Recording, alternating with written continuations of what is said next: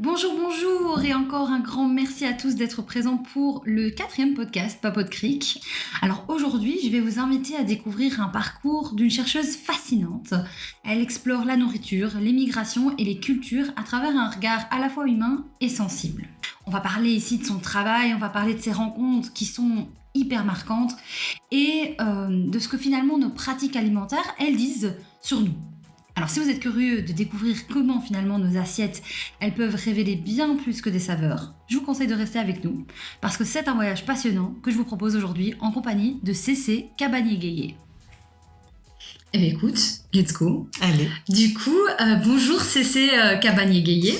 Alors tu es chercheuse et consultante en alimentation et territoire. Qu'est-ce que ça veut dire tout ça? Vas-y, explique-nous. D'accord, bonjour Sarah.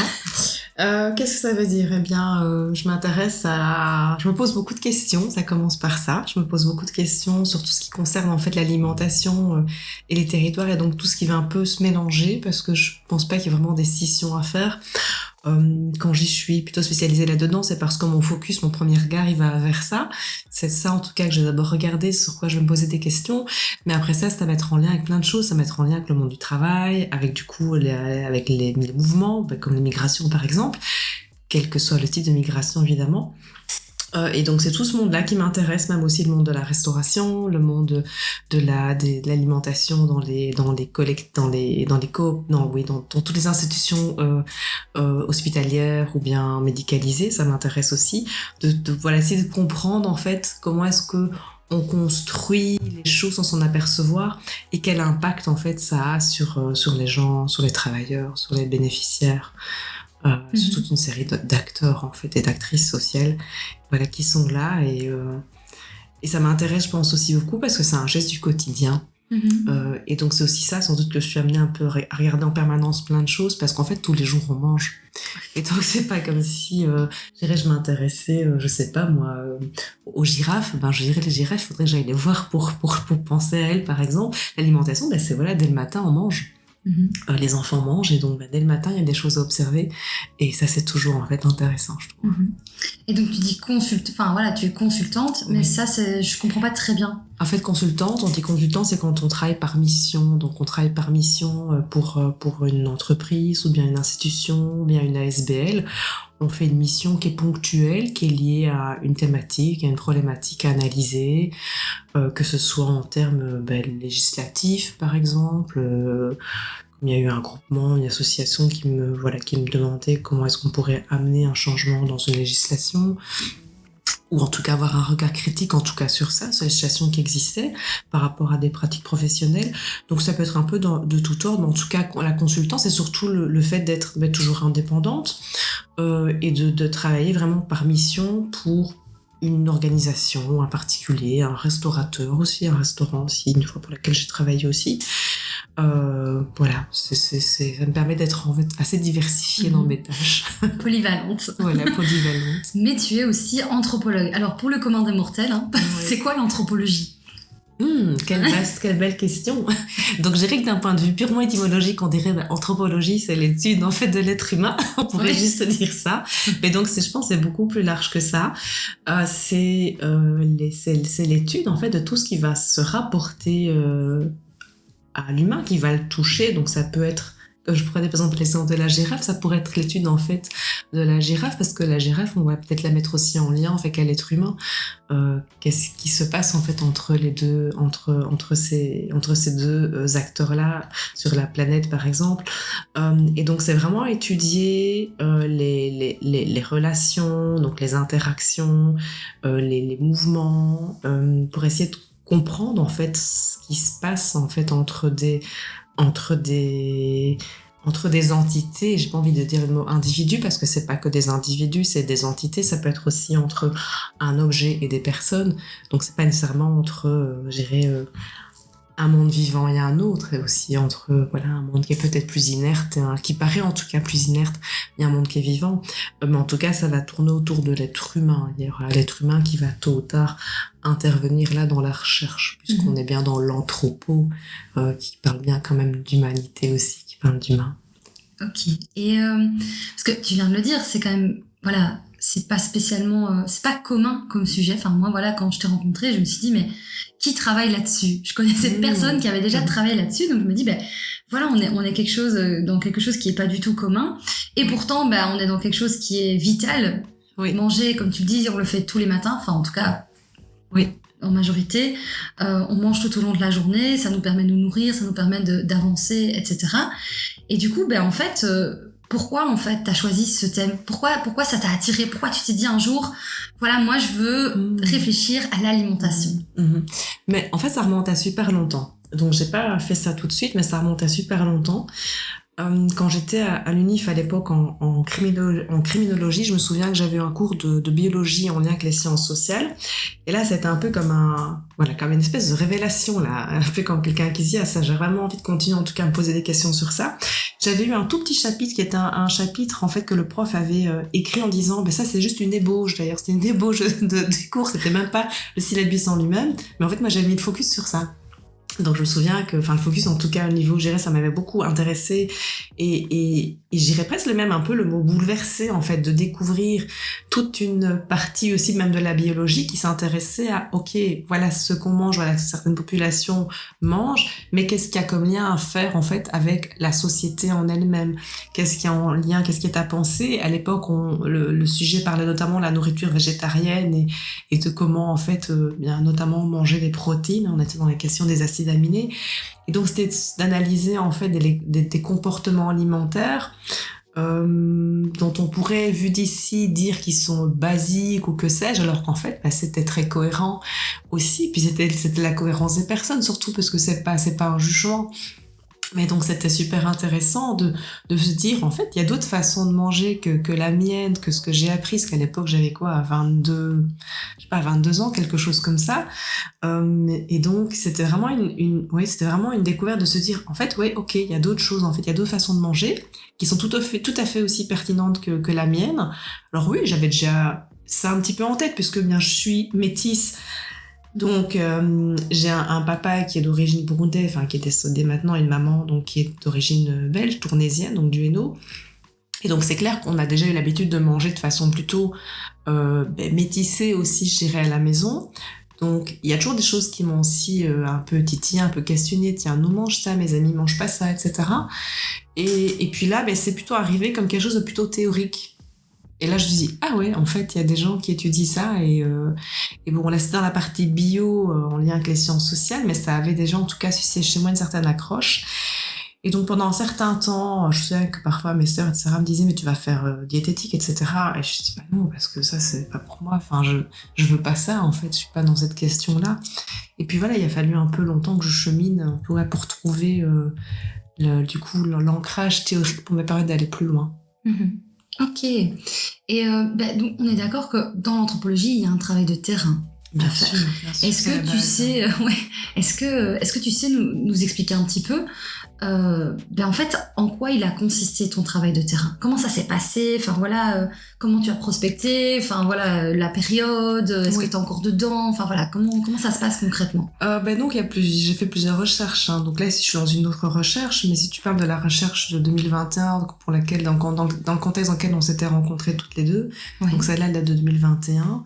Mais sinon là je suis sur une autre recherche pour le moment. Mais comment ça se passe sinon, par exemple, je parle plutôt de 2021 ou de celle-là ou une autre? 2021, c'est celle qui concerne l'alimentation et les identités. Oui, mais j'en ai fait plusieurs sur l'alimentation en fait. Donc j'en ai fait une autre plutôt qui était focus sur le logement, et j'en ai fait, il y en a une que je suis ici maintenant de faire sur en mettant plutôt en portant davantage mon regard, parce que ça m'y conduit, sur la terminologie qu'on utilise quand on mange.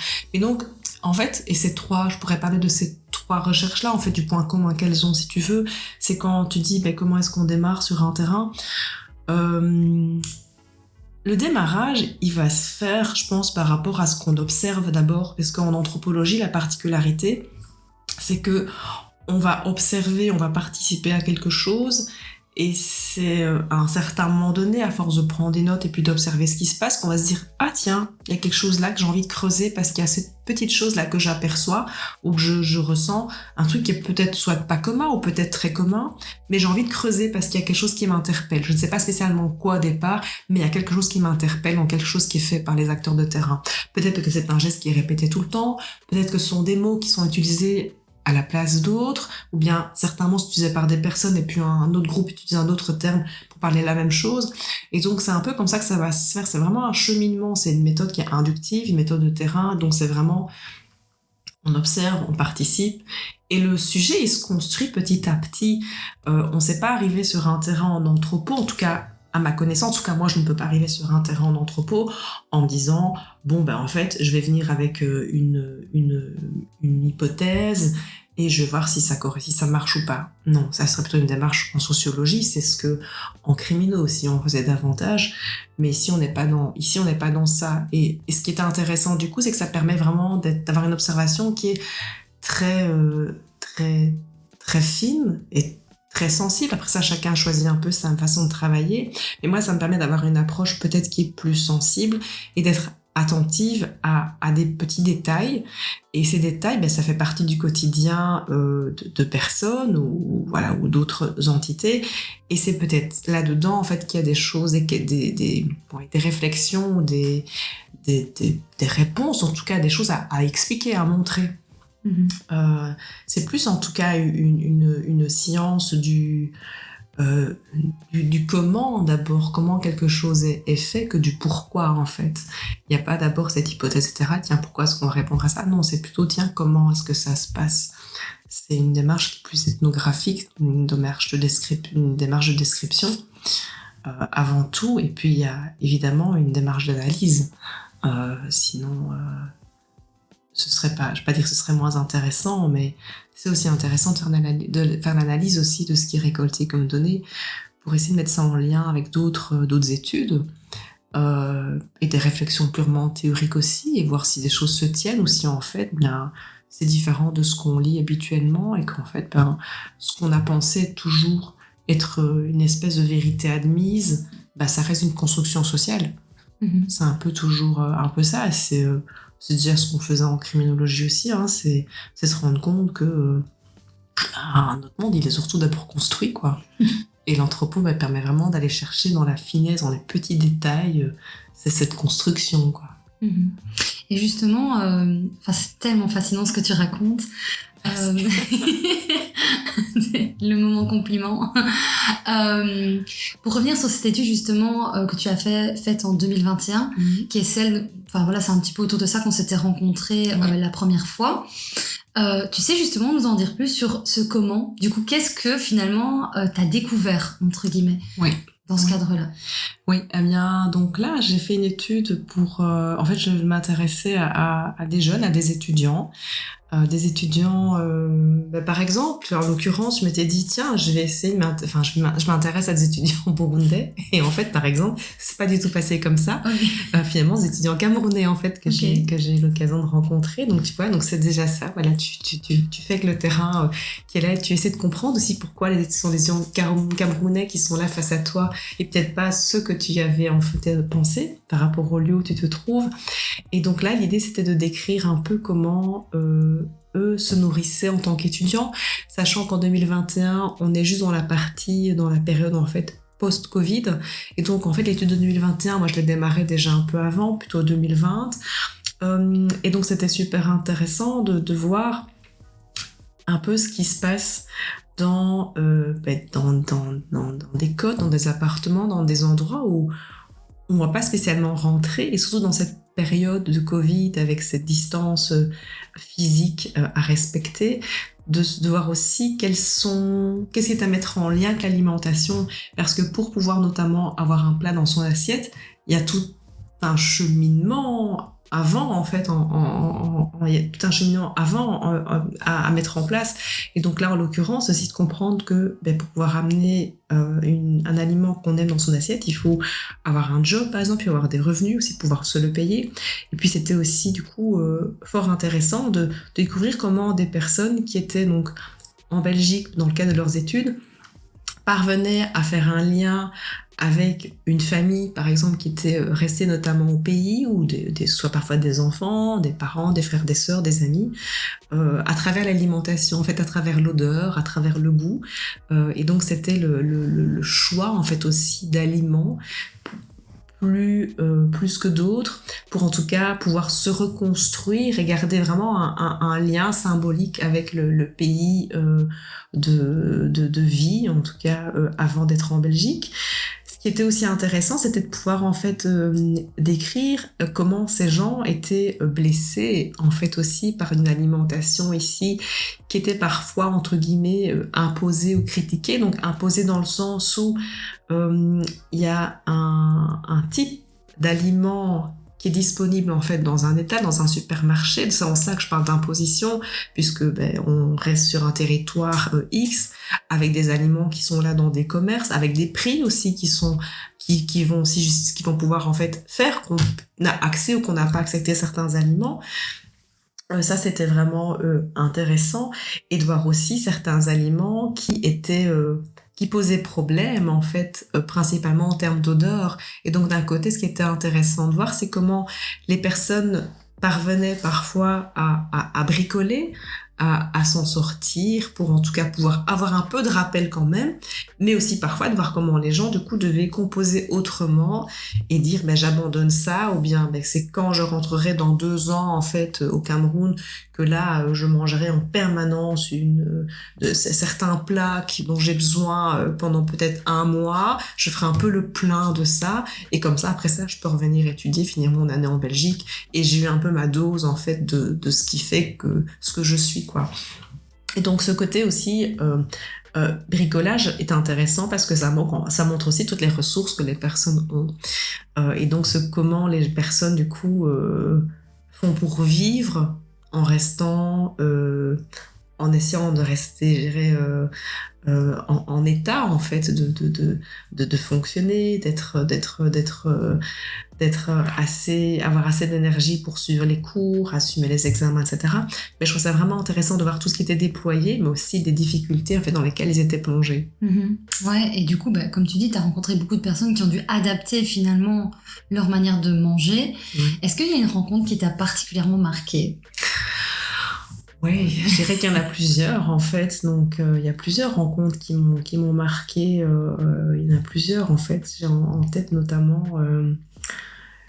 une jeune fille qui était vraiment... qui avait vraiment été marquée par un discours qui était dur envers elle par rapport à un aliment... On appelle le bobolo. Elle était vraiment blessée par ça parce que pour elle c'était vraiment un peu, on dirait, si on devait le catégoriser en macro-aliment, on dirait que on est dans la gamme des féculents. Et pour elle, c'est l'aliment, c'est du manioc qui est fermenté, c'est ce qu'on mange dans le quotidien. Un peu peut-être comme si je pouvais comparer qu'on mange peut-être des pommes de terre, ou bien que quelqu'un mange des pâtes ou du riz. Et donc là, on lui dit, non, ça tu ne manges pas parce que ça sent pas bon, en fait. Et donc, elle m'expliquait toute la peine qu'elle avait en disant, mais ça, c'est l'aliment qui me rappelle, en fait, ma maman. Et en fait, on m'interdit de le manger, en fait. Et donc, c'est un peu comme si, nous, ici aussi, on se dirait, tiens, j'aime bien manger de la mousse au chocolat Tolix parce que ça me rappelle ma grand-mère qui en faisait quand j'étais petite. Mais quelqu'un me dit, non, tu manges pas de chocolat parce que ça sent pas bon du tout le chocolat, donc tu le mangeras pas. Ta mousse au chocolat, tu l'oublies. C'est dur, en fait, pour les gens de se dire ça, parce que ça fait partie d'eux. C'est vraiment quelque chose qui est en eux, de se dire, mais moi, c'est du souvenir, c'est la vie, c'est du lien. Ça m'a quand même beaucoup, beaucoup marqué. Et une autre rencontre qui m'a beaucoup marquée aussi, c'est celle que j'ai faite avec une autre personne, aussi une femme, qui me faisait la remarque, en fait, parce que là on parlait de l'odeur, notamment des aliments, c'était l'odeur du camembert. Et donc là ça m'est resté parce que elle me disait en gros, hein, j'ai ces mots quelque part dans un fichier, mais ce qu'elle me disait en gros, mais tu te rends compte de l'odeur du camembert en fait. Je dis ben oui. Elle dit en fait, vous trouvez que ça sent bon pour vous, mais en fait pour nous ça pue en fait. Et donc nous on vous laisse manger votre camembert et on n'a pas chaud parce qu'on arrive en fait en Belgique et donc on peut pas critiquer en fait les odeurs qui sont autour de nous. Sinon on nous dit rentre dans ton pays, rentre chez toi. Et vous nous on vient avec un aliment qu'on va acheter dans un magasin bien cher parce qu'on veut acheter cet aliment là pour le manger et vous nous dites non ça pue ton machin, tu manges pas quoi. Et donc ça m'a quand même marqué en fait d'entendre ces différences de vue auxquelles on pense pas parce que on est en Belgique, on va bien dire sur un plateau de fromage de temps en temps qu'il y a un fromage qui sent plus fort que l'autre et qu'on n'aime pas trop, etc. Mais on se rend pas compte à quel point cette odeur-là que nous on a peut-être un peu ancrée parce que on l'a déjà senti quelques fois, donc on a été un petit peu éduqué dans le sens habitué en fait à une certaine odeur. Du coup, ça nous marque moins, ça nous perturbe moins. Tandis que si on n'a pas été habitué, ça semble en tout cas plus compliqué. Et je me souviens qu'il y avait une étude qui avait été faite en France, je pense que c'est Nathalie Politzer, si je me trompe pas, qui avait fait une éducation, mais il faudrait que je vérifie, sur l'éducation au goût dans les écoles. Et donc, elle montrait vraiment dans son étude, dans sa recherche, qui a été faite pendant une durée, je pense, de 6 ou 9 mois. Ça remonte un peu cette lecture-là, donc désolée pour le manque de détails. Mais c'était assez frappant, c'est qu'elle disait clairement que tant qu'on fait l'étude avec les enfants et qu'on les met en contact de plein d'éléments d'odeurs différents, en fait, tout se passe bien. Malheureusement, quand on arrête l'étude, parce que les moyens financiers s'arrêtent aussi, on repart en fait à zéro. Et donc, les enfants, tout d'un coup, non, ça je veux pas, parce que l'odeur, on n'est plus habitué à cette odeur ou ce goût, et donc on veut plus y toucher en fait. Et donc, ça m'a fait en tout cas interpeller cette question de l'odeur. Parce que on n'y pense peut-être pas tout le temps, mais quand on parle du goût, il y a aussi une odeur dedans. Et en plein Covid, c'était presque, j'aurais envie de dire, presque, c'était un peu flagrant, parce qu'alors on parlait notamment d'un des effets secondaires du SARS-CoV-2, c'était de perdre l'odorat, de perdre le goût et l'odorat, évidemment les deux vont ensemble. Et donc ça m'a quand même marqué, ces personnes-là. Mais bon, il y en a plein qui marquent, je pense qu'il n'y a pas un parcours qui marque pas. C'est en anthropologie, on est là, on écoute les personnes, on va auprès d'elles, et donc c'est clair que ça m'est arrivé de rentrer dans ma voiture et de me mettre à pleurer en fait, parce que c'était dur. Et voilà, dans ces cas-là, on note, dans ces cas-là, parfois je fais de la poésie, j'écris pour un peu me vider, me soulager moi-même, être en capacité de continuer à écouter. Ouais. Ça se sent, que ça te marque et ça touche aussi. C'est pas facile comme expérience parce que du coup, moi, je me demande direct, je dis mais qu'est-ce qu'elle a fait du coup ? Elle a arrêté d'en manger ? Elle a fait quoi ?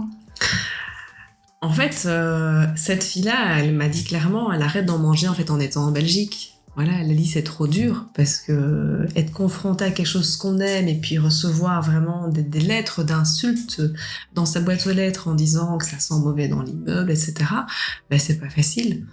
Et donc, oui, si ma mémoire est bonne, elle a arrêté d'en manger, en tout cas à l'endroit où elle habitait, et pour en manger quand elle retourne, en tout cas au Cameroun. Mais donc c'est pas simple. Et je sais que cet aliment-là, même quand on était en groupe à plusieurs, parfois il y a des discussions comme ça qui s'improvisaient sur un trottoir, puisqu'on était beaucoup dehors à cause donc, du confinement et des mesures qui étaient imposées par le gouvernement fédéral. Eh bien, je me souviens que parfois, dès qu'on parlait de ça, chacun avait son mot à dire. Hein. Certains disaient oui, mais c'est vrai que ça sent quand même mauvais. Oui, puis c'était oui, mais non, mais c'est bon. Mais en fait, je comprends. Mais non, je comprends pas. Voilà, ça partait un peu dans tous les sens en fait. Mais ça faisait vraiment l'objet de vives discussions, mais aussi de vives tensions, douleurs en fait entre les personnes, parce que c'est un aliment qui vraiment, d'un côté, servait de réconfort pour des personnes, mais qui en même temps était fortement critiqué en fait par des gens qui étaient ici. Et même un monsieur, par exemple, c'était dans le contrat en fait, dans le bail en fait, il était indiqué interdit de cuisiner ceci, cela, donc le popolo qui était dedans en fait. Et donc c'était, enfin moi je trouve ça violent quoi quand même. Mais est-ce que c'est légal déjà ? Non, je pense pas. Non, ça je pense pas. Mais après ça, les gens quand ils te disent qu'en fait, ils ont pas d'autre logement, la question de la légalité, j'ai envie de dire que elle est, même si elle existe dans le droit, c'est pas pour ça que les personnes ont recours en fait à leurs droits parce qu'ils estiment qu'ils n'ont pas de choix. Quand une des personnes me dit qu'en fait elle a réussi à trouver un logement à 362,34 € et que c'est le seul logement qu'elle a trouvé parce que le logement avant c'était un équivalent d'un studio, ce qui est dans le langage en fait pour elle on lui dit que c'était un appartement, mais c'était un studio, donc il y avait déjà une terminologie qui n'était pas la même en fait pour elle en tant que Camerounaise par rapport à son vécu au Cameroun et pour ce qu'elle découvrait ici en Belgique. C'était déjà pas très simple en fait au niveau même du vocabulaire de se comprendre. Et puis quand elle me dit qu'en fait elle a eu un logement et puis que la personne lui dit vous savez madame c'est le dernier logement qui reste à louer. Après ça, vous irez encore voir du côté des privés, mais il n'y a plus rien en fait. Et donc, la jeune femme se dit, ou bien je vais loger dans l'appartement de quelqu'un d'autre, et donc c'est de la sous-location, entre guillemets, avec pas vraiment d'intimité, parce que c'est le logement où il y a une chambre qui sera partagée par 2 ou 3 personnes par exemple, ou bien je prends le logement. Et donc, si il y a un bail ou alors un logement chez un privé qui mettra ça dans le bail, malheureusement les personnes me le disent. Après ça, parfois c'est aussi dans les discours quand j'en parlais, je venais d'un jeune homme où j'avais demandé s'il n'avait pas une copie en fait du règlement, parce qu'il me disait oui c'est dans le règlement intérieur de l'immeuble. Et j'ai dit tiens t'aurais pas une copie pour qu'on regarde à 2 en fait ça. Et puis il m'a dit mais en fait j'ai relu en fait c'est pas dedans. Et donc en fait il m'expliquait que c'est vraiment plutôt quelque chose qui est véhiculé dans les histoires de l'immeuble en fait, donc c'est les autres locataires qui vont dire non on peut pas, c'est dans le règlement. Et puis en fait c'est pas dans le règlement, mais c'est tellement fort comme interdiction, comme injonction à faire autrement que ils se disent on n'ose pas quoi, parce qu'on n'a pas envie de se retrouver à la rue. Si c'est à la rue, ça veut dire on va où en tant qu'étudiant camerounais, si on n'a pas de famille ici en Belgique, et c'est évidemment pas toujours le cas, et pas souvent le cas, eh bien ces personnes-là se disent tant pis, en fait je prends le logement qu'on me donne avec ce qu'on me donne comme condition, parce qu'il y a une question de non-choix en fait. Donc c'est un peu ça. Et en fait ça m'interpelle dans ce que tu dis, parce que pour beaucoup finalement on se dit mais ça va, c'est que de la nourriture, on le voit pas comme quelque chose de fort discriminant ou alors même de raciste quelque part, tu vois. Mais du coup je me demande c'est quoi un peu ton opinion par rapport à ça, parce que voilà on pourrait juste se dire mais ça va, c'est pas si grave que ça étant donné que c'est que de la nourriture, tu vois. Oui, je comprends ta question. En fait, pour moi, sans être dans un jugement, parce que j'ai aussi fait la recherche de l'autre côté en allant voir en fait des propriétaires bailleurs. C'était une recherche que j'ai faite il y a 2 ans, si je me trompe pas. Et en fait, si, bien sûr que on peut pas dire que c'est pas grave. Ça, je pense pas du tout. Parce que dès lors que ce qu'on mange fait partie de, ce qu'on incorpore, ça fait partie de ce qui nous construit aussi d'un point de vue biologique, d'un point de vue social.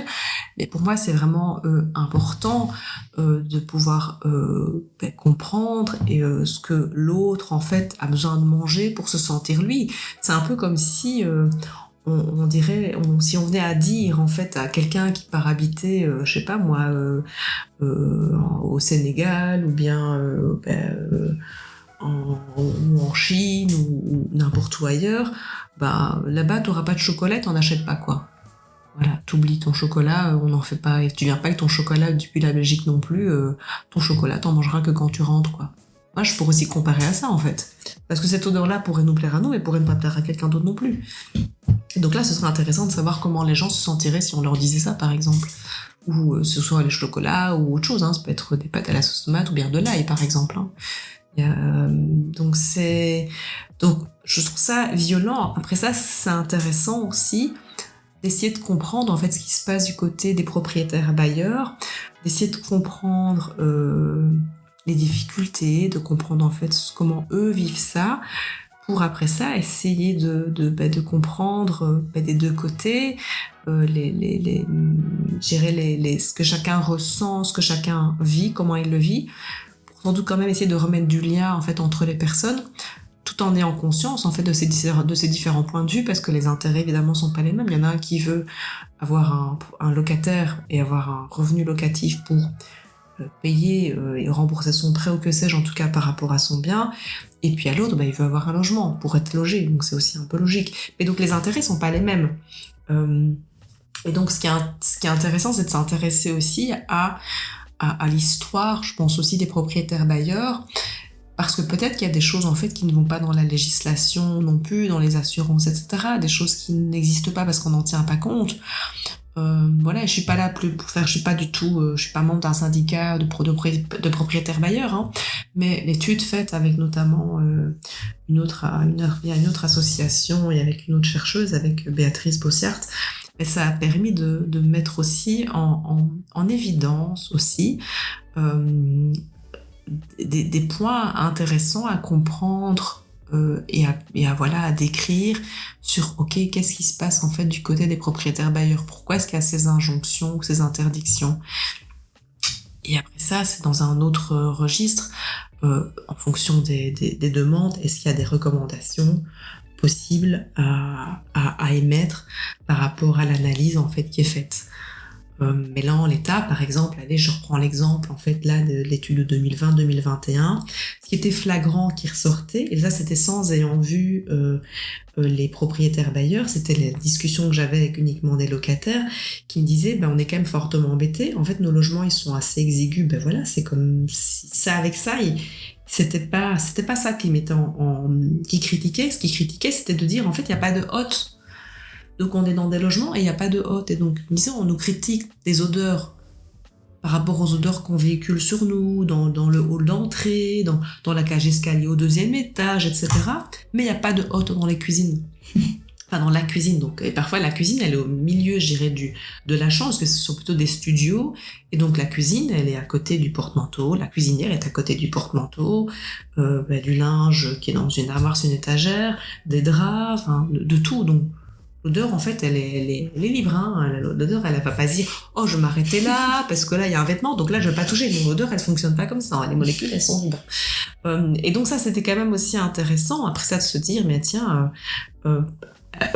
c'est intéressant de se dire il n'y a pas d'évacuation, il n'y a pas d'odeur, il n'y a pas de hotte, il n'y a pas de système d'extraction, en fait. » Donc, alors, il y a quand même des règles aussi qui sont quand même...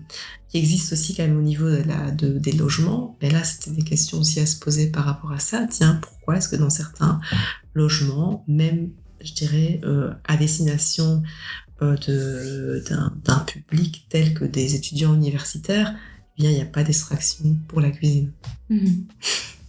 Voilà. Ouais. Est-ce que chez soi, est-ce qu'on ferait des frites sans extracteur, quoi, ou sans hotte, en fait, je veux dire. Oui, alors on peut, je sais pas, chacun fait comme il veut, mais est-ce que du coup, les vêtements, si on cuisine des frites dans une pièce, on peut l'imaginer, il y a une pièce, et il y a le lit dans la même pièce ou un fauteuil, est-ce que nos vêtements vont sentir la friture quand on va sortir se balader en ville? À mon avis, oui. Voilà. Voilà, c'est juste ça qui se passe, quoi. Ouais. Exactement, dans ma cuisine, j'ai une porte. Donc je ferme la porte parce que je n'ai pas d'extracteur, mais j'ouvre la fenêtre et je ferme la porte en fait parce que on sait que ça va sentir dans les autres pièces et donc on ferme. Oui, mais donc il faut une porte. Oui, voilà, c'est ça. Exactement. Donc il y a des configurations où en fait, et de l'avoir vu, il n'y a pas de porte en fait. Ouais. La cuisinière, elle est vraiment là comme ça juste devant moi et le lit, je tourne la tête, le lit il est sur la droite. Et donc dans ce cas-là, il n'y a pas moyen d'extraire du coup d'extraire les odeurs, les fumées, les vapeurs. Et donc après, ça colle évidemment sur les vêtements. Et notamment dans les discussions que j'avais avec des jeunes, certains me disaient, oui, les odeurs, elles collent sur nos vêtements. Et ce qui était intéressant aussi, c'était que certains me disaient, je me souviens d'un homme qui m'avait dit, en étant retourné en fait au Cameroun, il se sentait un peu mal à l'aise parce que il disait en fait là du coup j'ai des odeurs de la Belgique sur moi et du coup on veut pas spécialement trop de moi non plus parce qu'en fait je véhicule des odeurs qui sont pas les bonnes odeurs entre guillemets par rapport en fait à ce qu'il soit quoi, ce qu'il devrait sentir, la manière de se tenir etc dans ce qu'il mange. Et puis une autre jeune fille qui était donc allée au Cameroun et puis qui était rentrée chez elle à nouveau, qui avait dit parce qu'elle se faisait des tresses et donc elle a acheté des mèches au Cameroun que ça coûtait moins cher et puis un jour elle reçoit ces mèches parce que quelqu'un les lui avait apportées et puis elle dit mais en fait ça sentait fort. Elle dit je me rendais pas compte à quel point ça sentait fort parce qu'elle était dans un contexte ici où cette odeur-là n'existait pas, en fait. Et donc, du coup, tout d'un coup, avoir importé le produit directement du Cameroun dans une valise, arrivé ici, en fait, en Belgique, dans une ville, et c'est identique. C'est comme si elle découvrait une odeur, alors elle me dit, j'ai toujours dû sentir ça, mais sauf que je m'en rendais pas compte, en fait. Et là, tout d'un coup, parce que je vis ici, en fait, je le sens. Et ça, c'est aussi intéressant de se rendre compte aussi que parfois, la façon dont on vit au niveau de nos espaces, mais les odeurs vont pas non plus rester ou persister de la même manière. Je suis allée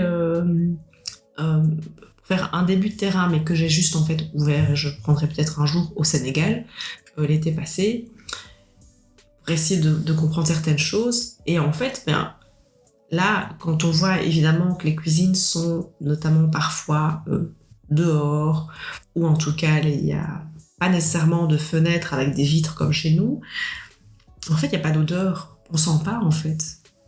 Parce qu'en fait, l'odeur, elle circule, et donc il n'y a pas une odeur qui m'a frappée, à part le marché aux poissons peut-être, mais il n'y a pas une odeur vraiment qui m'a frappée. Parce qu'en fait,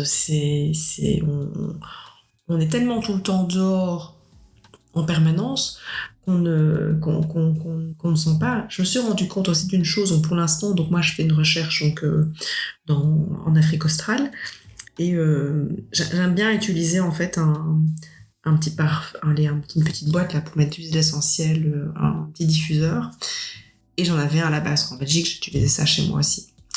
Et puis je me suis rendu compte en fait qu'il me servait à rien, parce qu'en fait là-bas on vit tout le temps dehors. Mais j'avais pas pensé à ça en fait.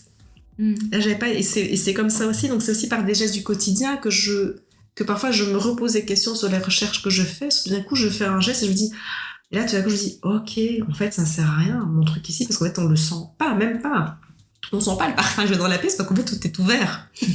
Et du coup là je sais que quand c'est arrivé il y a un an, je me suis vraiment dit, ça m'a du coup replongé dans ma recherche de 2020-2021 en me disant, ok, il y a un truc, tout d'un coup, je comprends aussi en plus, en fait, par rapport à cette histoire de tresse, principalement. Je me suis vraiment dit, bah oui, en fait, ici, je sens rien, en fait, parce que les espaces sont ouverts. Enfin, là où, en tout cas, j'étais, l'espace était ouvert. On n'était pas ici, du tout dans une pièce fermée comme ici. Donc... C'est très intéressant et ça fait beaucoup réfléchir. Enfin, j'espère en tout cas que ça fera réfléchir les gens aussi. Oui. Et j'ai une petite question à te poser, je me la suis demandé, ça fait quelques fois que je me la pose, mais c'est quoi ton plat préféré, Cécé? Moi je suis gourmande, hein. Donc moi j'aime plein de choses en fait, j'aime plein de choses et j'aime plein de choses, et j'aime bien quand les choses sont aussi mélangées, que j'aime bien chipoter. Donc je pense pas avoir un plat préféré, en fait j'aime vraiment plein de choses en fait. J'aime autant un plat genre de la tomate avec du curcuma, du gingembre, de l'ail et du riz. J'avais appris à faire ça avec une association. C'était une jeune fille, je pense, de La Réunion qui m'avait appris à faire ça. Mais j'adore aussi des haricots, comme mon papa faisait quand j'étais petite. J'adore aussi la tarte tatin. J'aime bien vraiment plein de choses. Vraiment. L'inverse m'aurait étonnée, hein. Oui. Non, j'aime bien vraiment plein de choses. J'aime bien goûter. Et du coup, c'est gai parce que mes enfants, je les ai aussi un peu ouverts à plein de choses différentes. Et je mélange, en fait. Je me mets pas trop de barrières, en fait. J'aime bien mélanger les choses, du coup. Parfois, avec l'étonnement de certains, ils disent « Ah, t'as mis ça dans ça ?» Je dis « Bah oui, on teste. » Donc, mais j'aime bien. Je suis pareil, hein, j'ai l'impression que c'est toujours une expérience particulière, oui. Tu vois, limite un petit projet artistique, tu vois ce que je veux dire? Oui, pour moi c'est entre le projet, c'est vraiment ça, c'est entre le projet artistique, la découverte, la recherche, et c'est aussi l'invitation au voyage. Parce que manger quelque part, quelqu'un pourrait, je dirais même si on n'a pas été, même si on n'est pas camerounais, je pense qu'on peut aussi comprendre ça à travers les restaurants. C'est par exemple se dire, tiens, quelle sensation j'ai, ou pourquoi est-ce que je choisis d'aller au restaurant italien tel soir, ou de commander des pizzas, pourquoi est-ce que je me fais en fait je sais pas moi, un couscous, ou bien pourquoi est-ce que je me fais aujourd'hui un steak avec une mayonnaise à l'échalote, enfin peu importe. Et donc je pense j'ai l'impression qu'il y a quelque chose de l'ordre du voyage aussi là-dedans, Et c'est déjà arrivé que j'entends des personnes me dire qu'ils ont choisi en fait une destination de vacances par rapport à l'alimentation, en fait aussi. Dire ah, j'ai été là parce que j'ai vraiment envie de manger en fait ça tout le temps, quoi. Ça j'ai déjà entendu aussi, en fait. Donc c'est intéressant en fait de voir aussi des liens que les gens font par rapport à des destinations, de dire tiens, je vais en fait envie d'aller là parce que j'ai envie de manger ça vraiment pendant 3 semaines. Et puis après ça, ils reviennent ici, par exemple en Belgique, et puis ils vont aller chercher cette sensation-là, cette odeur, ces goûts-là. Ils vont aller chercher dans les restaurants ad hoc, entre guillemets, dans les magasins spécialisés pour trouver les aliments, pour fabriquer ou faire, en tout cas préparer un certain plat. Je trouve ça intéressant aussi, en fait, de voir ça. Donc je pense qu'il y a aussi je pense que les restaurants ont une place, en fait, entre guillemets, sont des acteurs de terrain aussi intéressants à... Un jour, j'espère faire une recherche aussi sur ça dans la restauration, pour essayer de comprendre, en fait, ce qui se joue, en fait, au niveau de la restauration. Pourquoi plus de restaurants comme ceci, comme cela. Ça, c'est plus aussi lié à l'histoire, qui est toujours évidemment intéressant à mettre aussi en lien avec l'anthropologie, mais aussi de voir, tiens, qu'est-ce qui se passe, en fait, quand les gens choisissent ce restaurant-là. Tiens, pourquoi tu viens manger quoi et puis de côté de la cuisine, c'est quoi en fait le plat que tantôt quand tu me parlais d'un plat ou en particulier, mais c'est aussi intéressant de se dire tiens, il y a un tel qui va peut-être préparer le plat comme ça et puis l'autre il le fera comme ça. Les recettes peuvent être aussi différentes, donc avec pourtant la même appellation, quoi. Ouais. Et du coup, j'allais te poser la question de c'est quoi tes projets futurs, mais j'ai l'impression qu'avec l'histoire du restaurant, t'as un peu répondu, mais... Oui, j'en ai plusieurs. Après ça, j'aimerais bien, tôt ou tard, aussi faire être plus ancrée dans de la formation. Donc, ça, c'est un truc que j'ai quand même toujours aimé faire. De formation plutôt adulte, en tout cas, grands adolescents ou adultes. Mais beaucoup la formation plutôt professionnelle. Et donc, j'aimerais pouvoir en tout cas faire la recherche, pourquoi pas dans la restauration. Ce qui m'intéresse aussi beaucoup, c'est la restauration collective. Donc des institutions collectives comme les hôpitaux, les maisons de repos. Ça m'intéresse beaucoup. Là, je regarde beaucoup. Je regarde beaucoup ce qui se passe, ce que les gens publient en fait aussi sur des réseaux sociaux. Je trouve ça super intéressant en fait de voir aussi comment est-ce qu'un chef se projette pour proposer une alimentation à son public qui est dans une maison qui est fermée, entre guillemets, un public qui ne peut pas spécialement sortir pour des raisons de santé. Il y a tout ce volet lien aussi, et que la santé qui est intéressant à continuer aussi à interroger, à questionner, pour essayer de comprendre. Et puis après ça, ce qui est intéressant quand même, moi je trouve dans la recherche, c'est que pas que ça reste dans l'entre-soi, sinon pour moi je trouve que ça sert à rien. Donc c'est en ça, quand je parle de formation, si c'est pour faire de la recherche, oui, et puis la garder uniquement dans nos PC, les disques durs, ou diffuser à des petits groupes dans l'entre-soi, d'autres anthropologues ou d'autres sociologues de l'alimentation, oui, c'est toujours intéressant de confronter nos idées et d'en discuter. Évidemment, ça, je veux pas dire le contraire. Mais après ça, pour moi, ce qui est intéressant, c'est qu'on arrive à vulgariser ça pour en fait pouvoir en parler avec des acteurs de terrain de tous les jours qui sont pas des anthropologues nécessairement, ni des sociologues, ni des hogs, quoi, je comprends ce que je veux dire. Parce que sinon, pour moi, ça a pas beaucoup de sens. Mais bon, ça c'est moi, c'est personnel, c'est une question de sens pour moi. J'aimerais bien qu'il y ait tellement déjà de matière, enfin, il y a déjà plein de choses qui ont été faites, qui ont été publiées, mais il faudrait que ça arrive, en fait, que ça arrive à percoler pour pouvoir informer, et juste pour qu'on soit un peu plus conscient, peut-être, de ce qu'on fait. Peut-être que ça aiderait à une meilleure compréhension de nos interactions, et donc des effets, je dirais des conséquences, effets collatéraux, etc. Et des effets papillons, en fait, de ce qu'on fait, que ce soit parce qu'on prépare un repas, parce qu'on vend un aliment, que ce soit parce qu'on importe, on exporte, etc. Je pense qu'il y a beaucoup de choses à comprendre là-dedans, quoi. Ouais. Et ici, du coup, pour le petit mot de la fin, est-ce qu'il y a une question que tu auras envie de poser aux personnes qui nous écoutent, ou quelque chose qui peut inviter à réfléchir, une question qui te vient et qu'on pourrait poser justement à nos auditeurs? Oui. Mais là, moi, je retomberais du coup plutôt sur une question qui va peut-être un peu concerner tout le monde. C'est la question d'une recette, en fait. Qu'est-ce qui serait la recette qui représenterait peut-être une tradition, entre guillemets, familiale, quelque chose qui ferait penser en tout cas à la famille ou à un être proche? Qu'est-ce que ce serait? Et en fait, peut-être de m'expliquer ou s'expliquer entre soi, pourquoi. Je trouve que c'est toujours intéressant parce que du coup, ça va peut-être amener sur des histoires de la famille et ça permet aussi d'avoir des discussions avec des frères, des sœurs, des cousins, des grands-parents, des oncles, des tantes. Genre, du coup, ça va très loin. Hein. Et je pense que je serais sur ça parce que tout le monde n'est pas dans les entrepôts, etc. Et encore heureux. Mais c'est un sujet évidemment qui m'intéresse aussi beaucoup, hein, cette question de lien santé, etc. Mais je pense que dans un quotidien, pour un auditeur, j'irais plus vers ça. Commencer déjà par chez soi, en fait. Qu'est-ce qui fait que, en fait, d'où ça vient? La recette de ton petit cahier ou les notes ou... Et est-ce que bien qu'est-ce que si tu as des enfants, qu'est-ce que tu apprends parfois à tes enfants, peut-être même sans t'en rendre compte, hein. Quand ma fille vient à côté de moi, qu'elle cuisine avec moi, mais je lui ai pas dit « Oh, chouchou, je vais te donner un cours de cuisine maintenant. » Non, je lui dis pas ça, en fait. Ça se fait spontanément, je veux dire. C'est, voilà, on va cuisiner à deux, non, tu prends un peu ça, oui, ça c'est la coriandre, non, ça c'est le persil. Donc ce serait ça, en fait, plutôt la question des apprentissages familiaux, la question de la transmission, pour, voilà, juste essayer peut-être de voir un peu...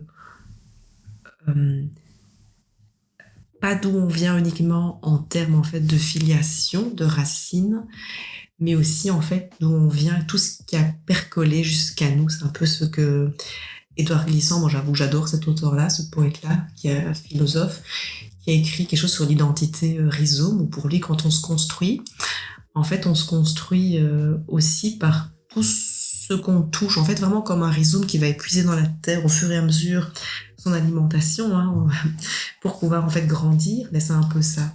Et donc, c'est peut-être intéressant de se poser des questions par rapport à tiens, je mange ça, ou même quand j'ai fait mes courses, qu'est-ce que j'ai mis dans ma charrette et en fait pourquoi. Oui, ça permet du coup de faire le lien entre alimentation et identité et de voir à quel point ces deux notions sont hyper interreliées. Oui. Ouais. Alors, si les gens ont envie d'en apprendre un peu plus sur ce sur quoi tu as travaillé, comment est-ce qu'ils peuvent faire ? Comment est-ce qu'ils peuvent faire? Mais ils peuvent soit toujours évidemment me contacter personnellement via LinkedIn, c'est assez facile hein, à l'heure d'aujourd'hui.